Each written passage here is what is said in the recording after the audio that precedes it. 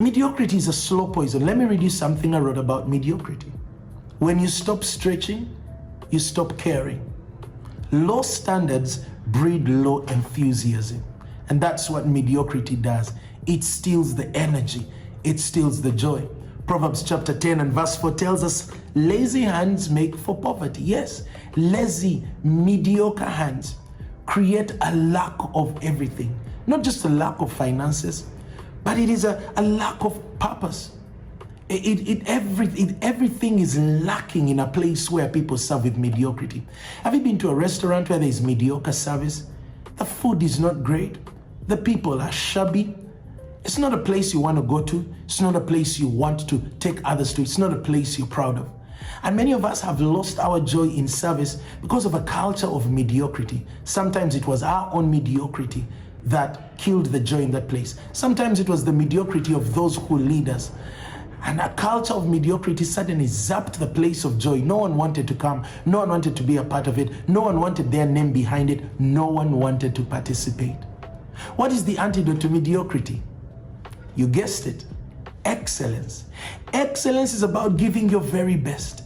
Excellence screams to everybody else, this means the world to me. I'm willing to pay whatever price I'm going to pay in order to make this everything it can be and more. The Bible tells us about Daniel. Daniel was in Babylon. He was in exile. Daniel had every reason as an Israelite to disconnect. As an Israelite, he would say, you know what? I'm just waiting for the day we'll go back home. He would disconnect and have nothing to do in Babylon. But guess what?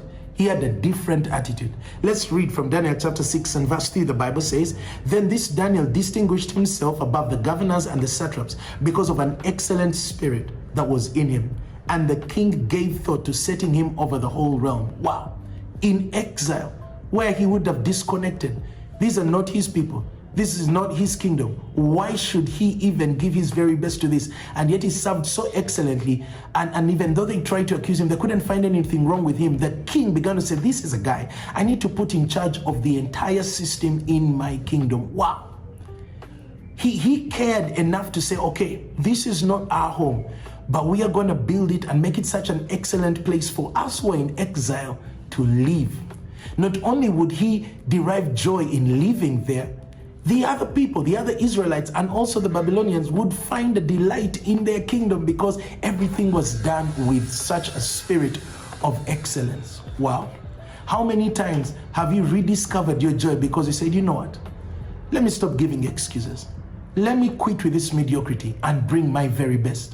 And you had an excellent attitude, you had excellent energy, you showed up on time, you were willing to come early, you were willing to stay late, you were willing to build a team with people of great capacity in order to make that product that your bank is offering greater, or for you to serve those students with such excellence. You're putting in extra work and you are making them more excellent students, or you were loving your wife excellently, you began to go on the dates again, you were planning and you were putting in little details. There was flowers, there was a song, there was a message, there was a gift, and you were excellently loving your spouse, and suddenly the joy and the fire came back. Excellence screams, this means the world to me. So not only do you guard the fire and the joy, suddenly others reconnect with that fire. Every time you go to a place where things are done with excellence and it shows that this means more to them than anything else, other people latch onto that, and suddenly everyone wants to be a part of it. Everyone wants their name involved. Everyone wants to know, everyone wants everyone else to know that, man, I was part of that. Excellence brings joy, not just to those who are serving, but to those who benefit from the service. I've seen how excellence can make such a difference and can help others reconnect with joy. You know, as a leader, sometimes you're leading, let's say, just a group of singers or a band that's playing music. And maybe for a while they've not had someone to challenge them. And then when you come in and you challenge them, you just raise the stakes, you raise the bar. Suddenly people are like, wow, they begin to pay attention. They bring their creative juices because they're like, wow, you're treating this like this really matters. No one has treated this like it mattered before. And man, you just raised the stakes and you've made me reconnect. Now I want to be a part of this. That's what excellence does.